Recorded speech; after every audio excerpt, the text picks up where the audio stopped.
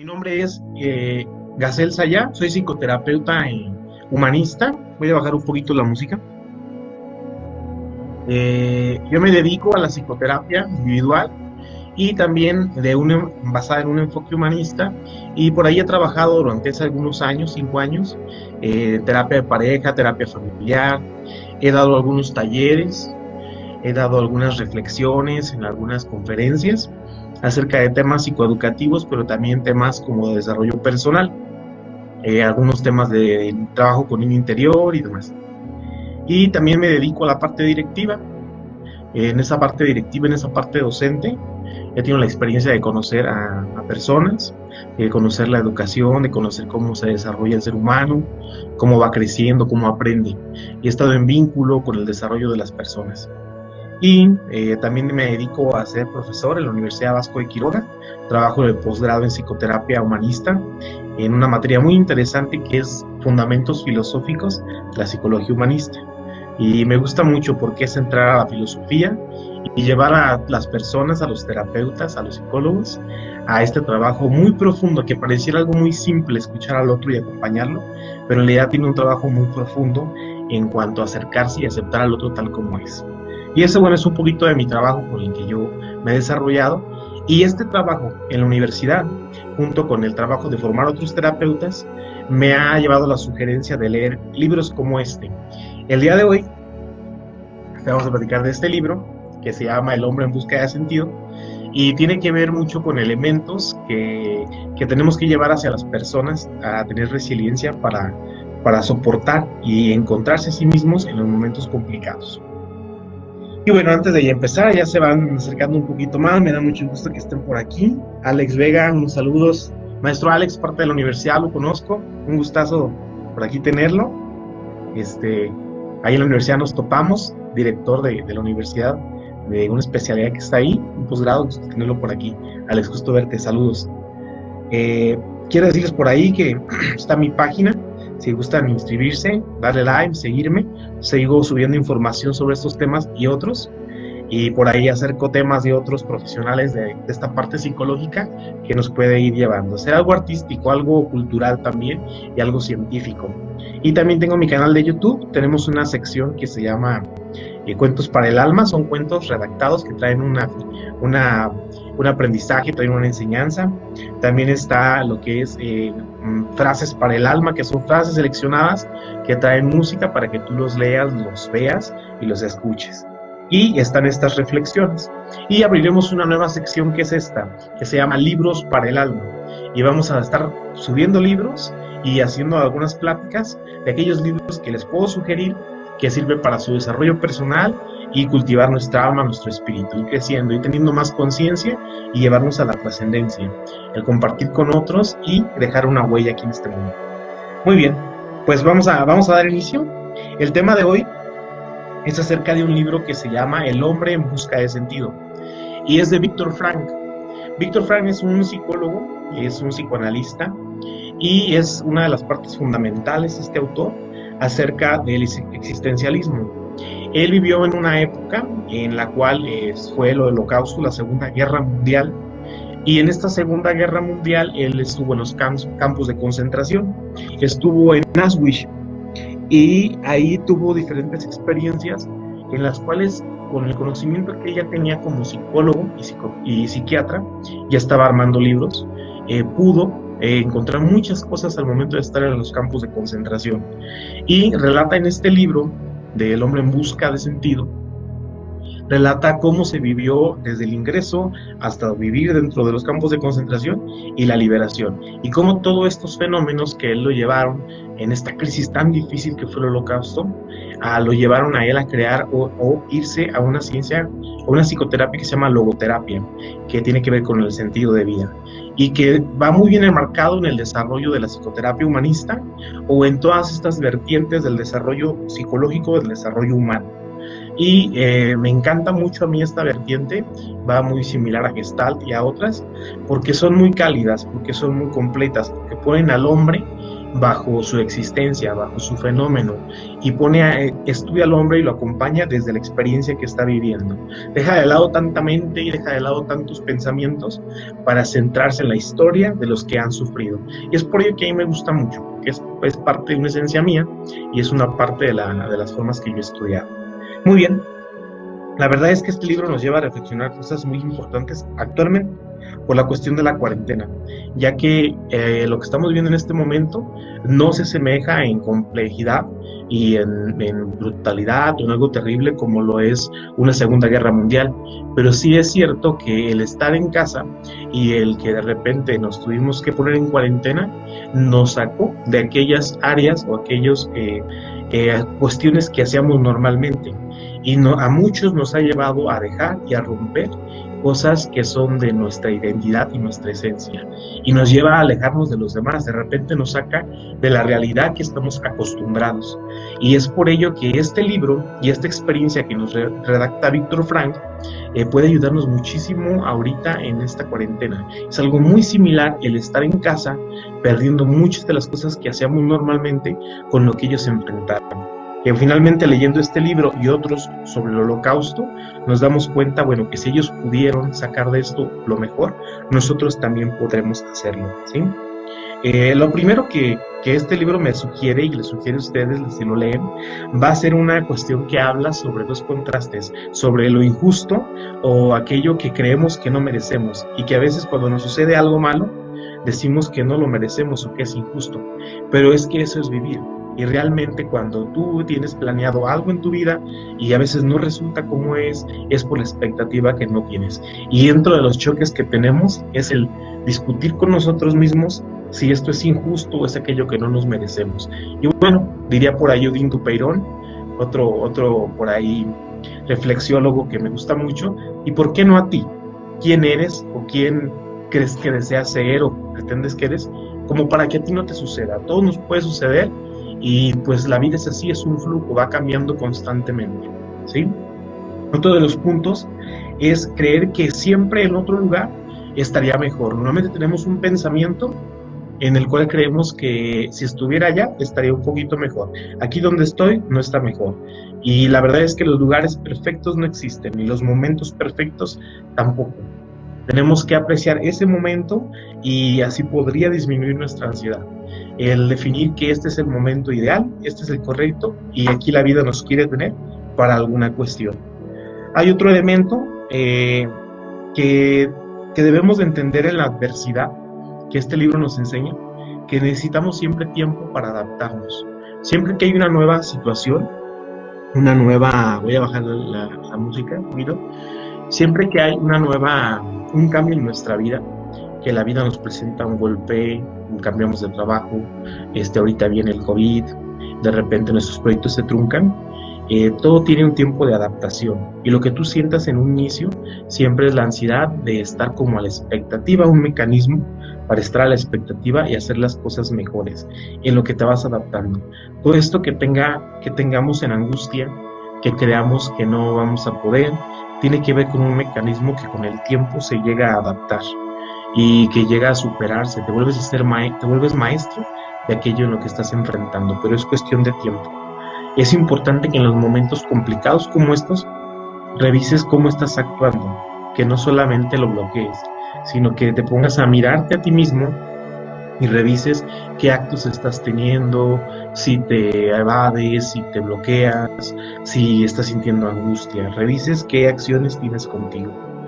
Es muy importante también que expreses, que tengas la oportunidad de hablar sobre lo que estás sintiendo, sobre todo cuando es de lenguaje platicado. Si no platicas lo que te está angustiando, te lleva a un punto en el que se integra en tu cuerpo y después lo manifiestas con cuestiones corporales, con estrés, con enfermedades. Entonces, el que tú tengas o te permitas compartir con otros y platiques con otros cómo te estás sintiendo en estos momentos, en los momentos de adversidad, te lleva a que no lo incrustes en tu cuerpo y que entonces se disuelva o lo integres o lo resignifiques cuando lo compartes con otro al hablar. Por eso es muy importante la terapia, porque ahí es un encuentro con otro donde tú platicas, te miras así a ti mismo y entonces no no lo integras en tu cuerpo ni se queda ahí, sino sale y lo llevas a otro punto. Se puede quedar también en la mente, ¿eh? Entonces tener problemas mentales, parte de la salud mental. Otra de las cosas que nos lleva este libro es en tener una actitud progresista. Es decir, en lugar de hacer una actitud regresiva donde yo me vuelvo un pequeño, tocar esa parte de esos recursos que tengo de fortaleza y entonces volverme un adulto. Esa es una actitud progresista. Cuando me contengo, dejo un poquito la parte emocional, la integro, pero veo también la parte mental de lo que tengo que hacer. Pero en los momentos de caos es muy importante que tengas una actitud progresista, ¿sí? Y asumir también que estás donde estás porque es tu elección. Es tener que madurar porque es lo que tú elegiste y es lo que la vida te pone ahí, en lugar de centrarte en la queja, ¿sí?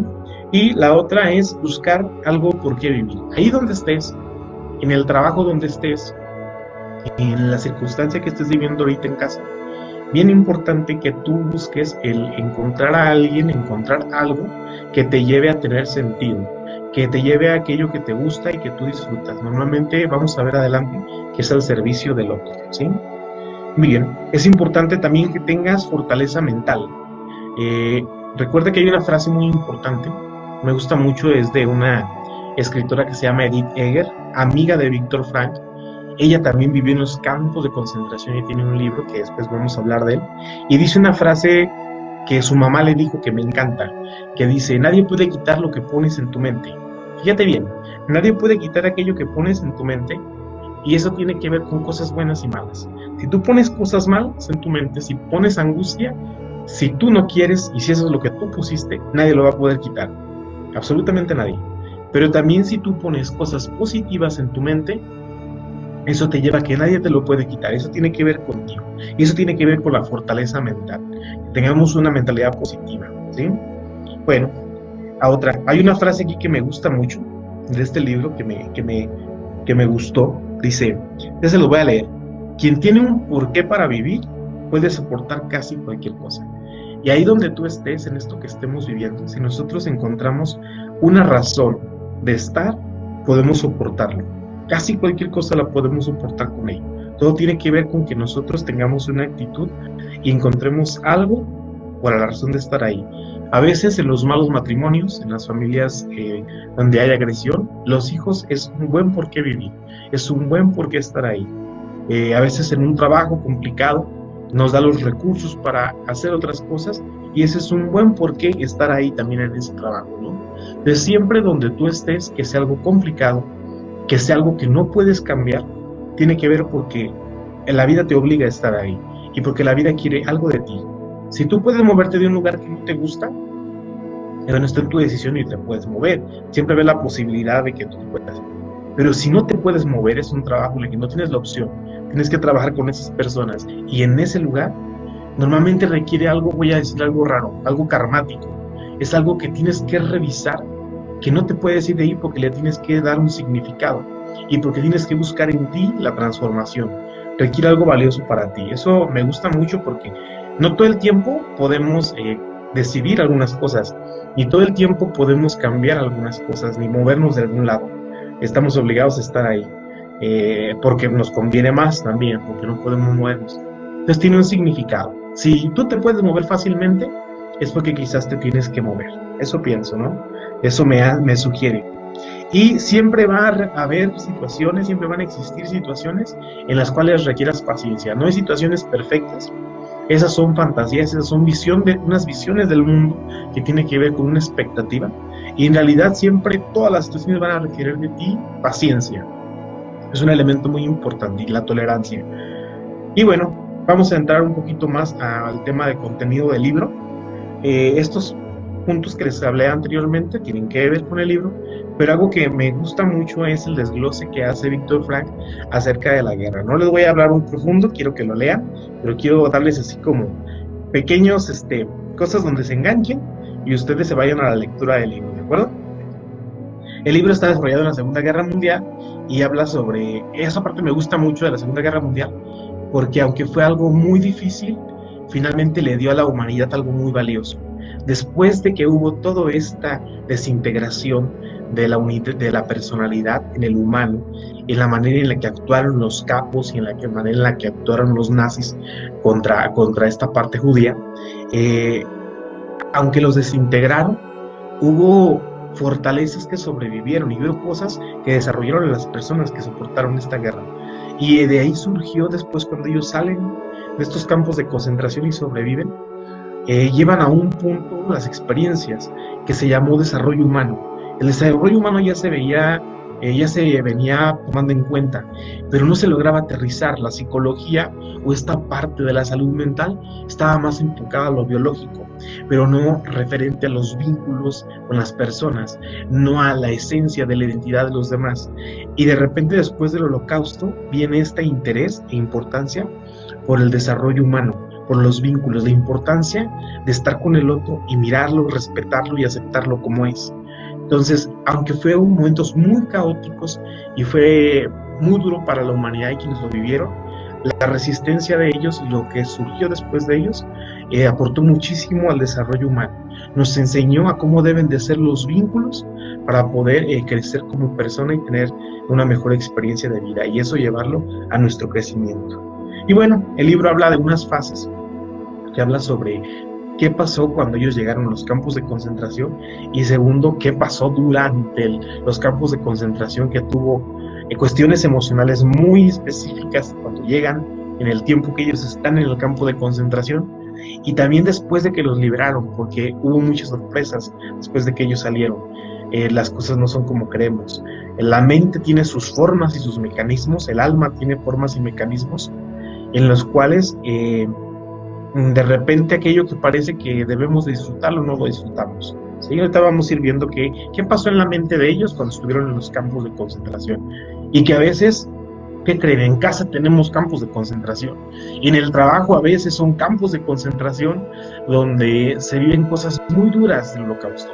Esto que pasó ahí en la Segunda Guerra Mundial también se llega a replicar en otras experiencias de nosotros, y que a veces, usando mecanismos de defensa para poder soportar ello, nos vamos despersonalizando. Y entonces, bueno, puede ser que eso que estemos viviendo, tan complejo como en un campo de concentración y con problemas en el trabajo, se resignifique. Lo primero es que hubo hubo mensajes de doble vínculo. Cuando llegaban ellos a campos de concentración, había un doble mensaje. Había como un poco de afecto, les hacían creer que podía haber cariño y había respeto hacia el ser humano, y de repente ellos mismos los mataban y los agredían. O sea, había como un te cuido y te voy a proteger y vas a estar bien, pero de repente podían perder la vida por ellos mismos. Y esto se llama doble vínculo. A veces en el trabajo o en las experiencias complicadas también vivimos dobles vínculos, donde al mismo tiempo el protector es el agresor. Y eso genera muchos problemas mentales y nos lleva a unas relaciones muy complicadas, que después nos es muy difícil salir de ese tipo de relaciones. Por ejemplo, los matrimonios agresivos es parte de las cosas que mantiene un matrimonio cuando tiene agresiones, este tipo de vínculos. Y bueno, otra cosa que hicieron es que les quitaron su identidad. Totalmente todas las cosas materiales que ellos poseían, de repente se las quitaron. Y entonces quienes estaban totalmente, era su identidad o su ser, eran las cosas materiales, pues se los quitaron, los desfragmentaron, los dejaron sin nada. Ahí es necesario que las personas desarrollemos en la vida vínculos, o nuestro sentido, nuestra identidad, con cosas de vínculos emocionales o en servicio del otro. Hay cosas de la identidad que no nos pueden quitar a los seres humanos. Las cosas materiales se nos pueden ir. Podemos perder nuestra casa, perder nuestra ropa, nuestros bienes, pero lo que no podemos perder es lo que cultiva el alma. Eso no lo podemos perder, y eso nos da identidad, y eso nos da fortaleza en los momentos de caos, ¿sí? Y la otra cosa es que los desconectaron emocionalmente de la realidad.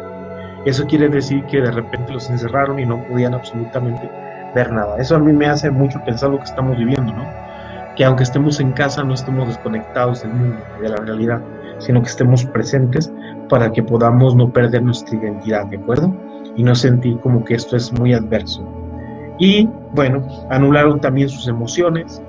Tuvieron que hacer eso, porque cuando una persona sufre caos, un mecanismo para estar bien y no morir, no destruirse, es que anulan sus emociones. Cuando nosotros vivimos un momento caótico o tenemos un accidente o de repente perdemos a alguien muy importante, un mecanismo de defensa es anular la emoción y eso nos permite funcionar normalmente. Cuando perdemos a alguien, el que anulemos la emoción nos permite hacer los trámites para poder apoyar al difunto y hacer todo el ritual que tenemos funerario, por ejemplo. Y ese mecanismo de anular emociones funciona en un principio, nos permite funcionar. Pero después, si se queda arraigado y creemos que sigue esa constante, se vuelve un problema emocional y nos despersonaliza, nos desensibiliza. Entonces, estas personas que estuvieron en el campo de concentración y nosotros que ahorita estamos por aquí encerrados en casita, de repente el cortar las emociones nos ayuda porque nos lleva a no sentirnos tan ansiosos. Pero hay otros mecanismos más sanos que podemos usar que no sean esos para que no nos desconectemos de los demás, ¿sí? Parte de las drogas y el alcohol es eso también. Si nos desconectamos emocionalmente, nos sentimos y las drogas a veces nos llegan a inhibir, ajá, o nos llega a alterar la conciencia y entonces nos tranquilizan, pero entonces no resignificamos los hechos. Y entonces a esa adversidad no le damos un sentido y un significado. Tenemos que tener un poquito de tolerancia y resistencia a la frustración para que entonces podamos resignificar lo que la vida nos quiere.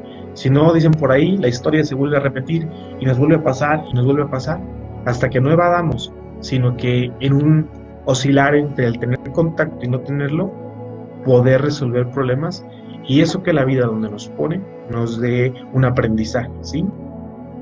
Algo que a ellos les ayudó en el campo de concentración, que estaban ahí, y que ahorita podemos hacer nosotros, es que valoraron lo simple, lo material dejó de ser funcional, y valoraban cosas muy simples como la plática con los demás, como mirar un atardecer, como observar la naturaleza.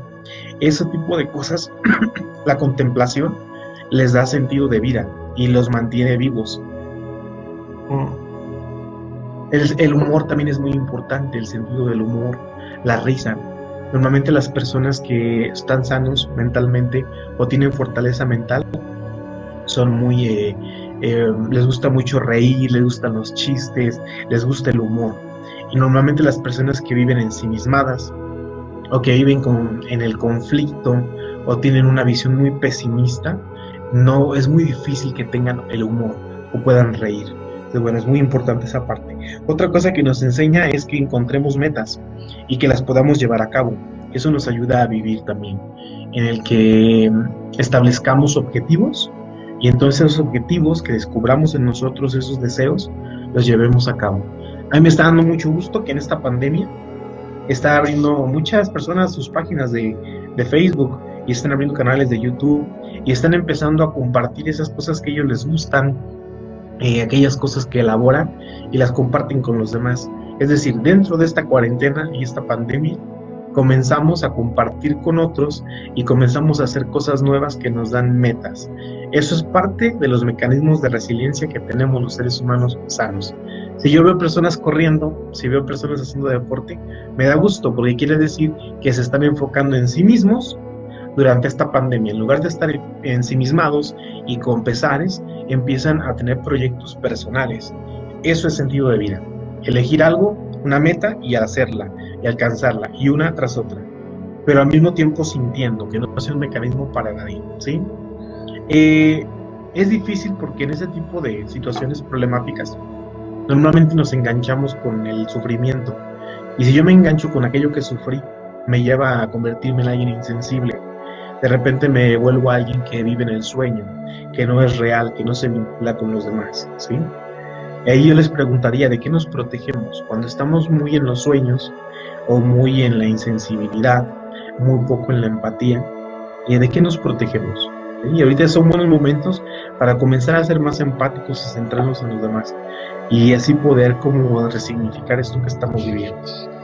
Otra parte que me gustó mucho es que esto es una cuestión que nos puede llevar a la despersonalización, pero también es la oportunidad para crecer y aprender. Eso es muy importante, es una aprendizaje del libro, que cada dificultad nos puede llevar a aprender, ¿de acuerdo? Y nos puede llevar a ser mejores, en lugar de frenarnos. Y algo muy importante aquí que pasó en esta historia y que nos puede llevar ahorita actualmente, es que aquellos que somos a veces oprimidos nos podemos volver también los opresores. Eso pasó en los campos de concentración. Cuando ellos salen de este enclaustramiento, después se vuelven opresores, se vuelven aquellos que hacían lo que ellos sufrieron, lo hacían con sus hijos y lo hacían con la sociedad.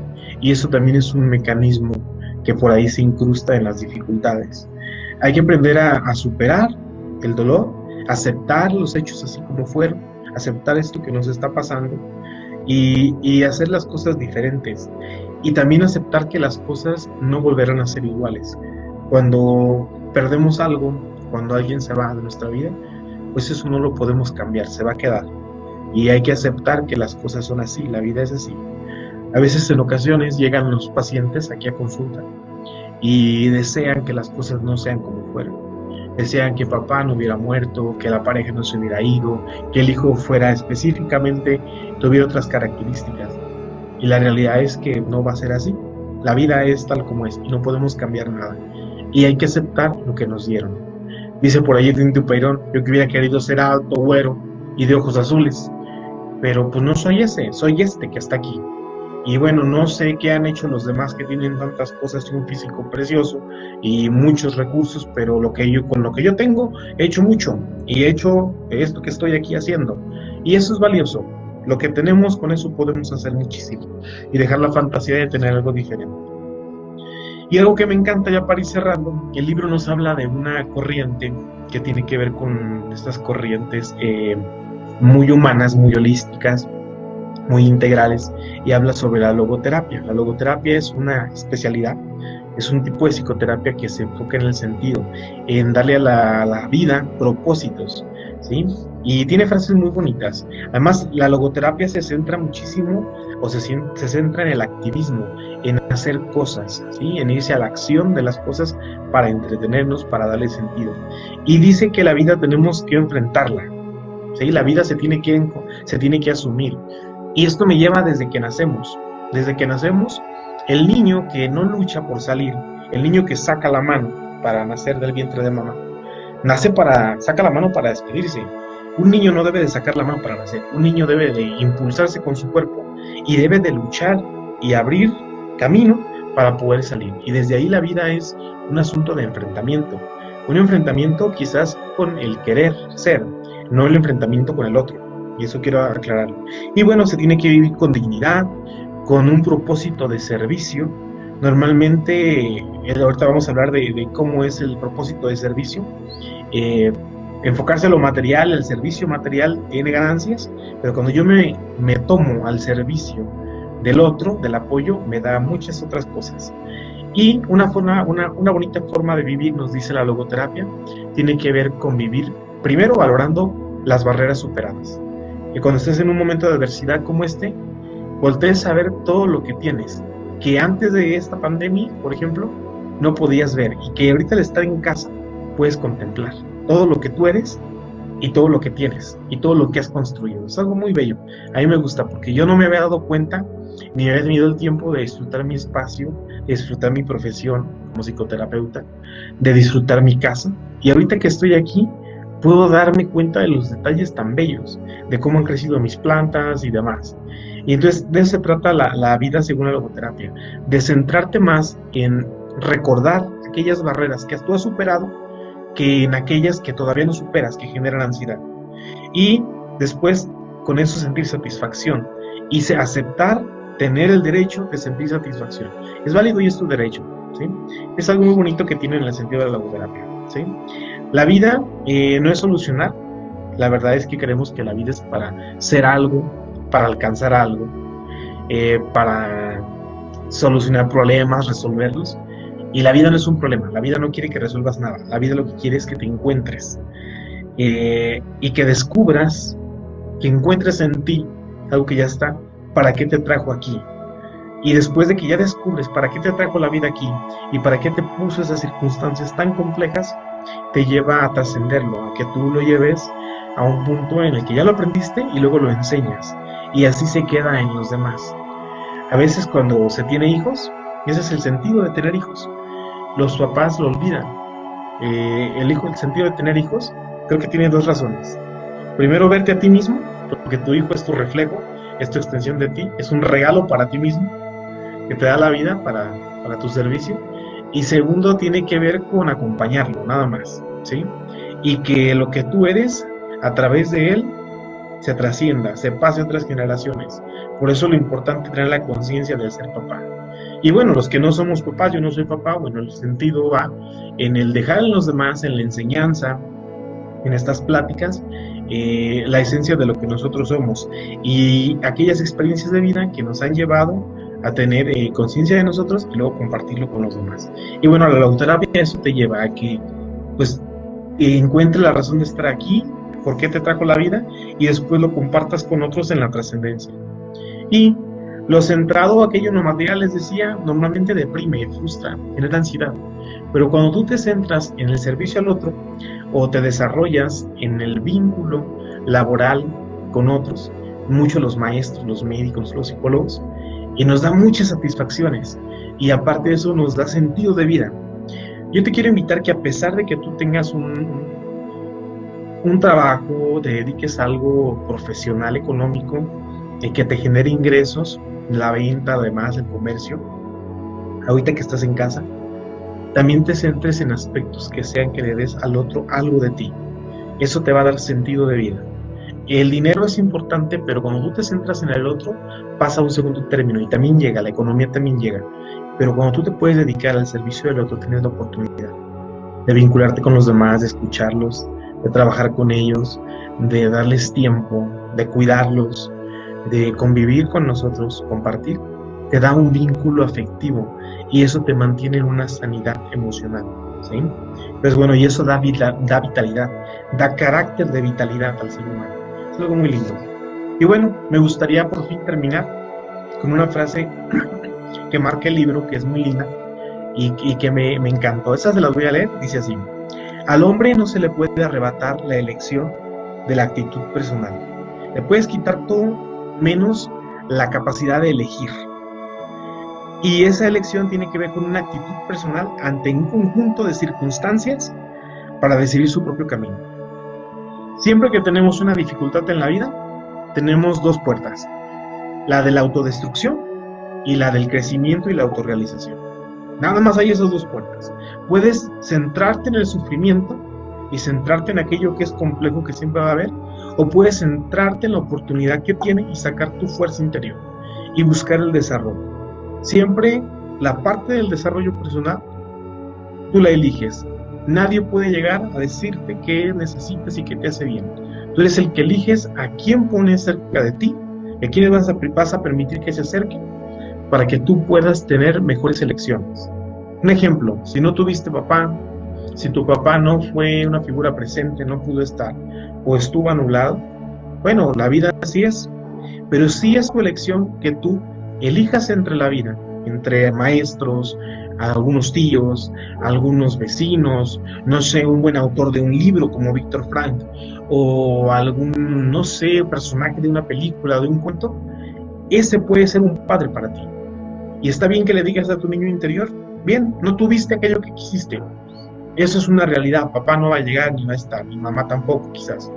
Pero ya como adulto, sí es mi elección darle a mi niño interior, acercarlo a buenos padres y decir: este es un buen padre, el autor de este libro es un buen padre, el personaje de esta película es un buen padre, oye, este maestro que tenemos en clase es un buen padre para ti. Y eso sí está en tu elección, ¿sí? Las circunstancias no las puedes cambiar, pero sí tú puedes elegir construir diferente con lo que te está pasando. Recuerden, hay dos puertas: la autodestrucción y el desarrollo, solamente. Y eso lo elegimos nosotros. Bueno, me dio muchísimo gusto compartir con ustedes este libro. No quise decir algunos detalles, ni mucho menos. Dije poco, créanme, de lo que les puede sugerir. Es un libro muy lindo. Normalmente va dirigido para terapeutas, pero independientemente de eso, cualquiera lo puede entender. Hay algunos conceptos que después ustedes pueden investigar o leer y encontrarle sentido, pero la verdad es que deja mucho, sugiere muchas cosas para el desarrollo, y es un libro básico para los que nos dedicamos al desarrollo y los que trabajamos con la adversidad. Me dio mucho gusto compartir con ustedes y esta sección la vamos a estar llevando a otros, con otros libros. Si tienen por ahí algún libro de sugerencia, con mucho gusto háganmelo saber, me pueden escribir ahí y puedo compartirles otros libros. Voy a subir algunos libros, también un listado de los que yo he leído. Me encanta este tipo de lecturas. Y si a alguno les interesa o han oído hablar y no quieren conocerlo un poquito más, con mucho gusto también puedo hablar de lo que estamos. Les agradezco muchísimo a los que se quedaron a la plática. Espero haber sido concreto, haber aportado algo para ustedes y aquí estamos. No olviden seguirnos en nuestro canal de YouTube, en Instagram y aquí en nuestra página, en todos los videos que vamos subiendo. Cuentos para el alma, no lo olviden, están muy lindos. Voy a tratar de seguir subiendo. Frases para el alma, libros para el alma y bueno, reflexiones para el alma. Que estén muy bien, me encantó compartir con ustedes. Que estén bonita tarde y que la disfruten. Hasta luego.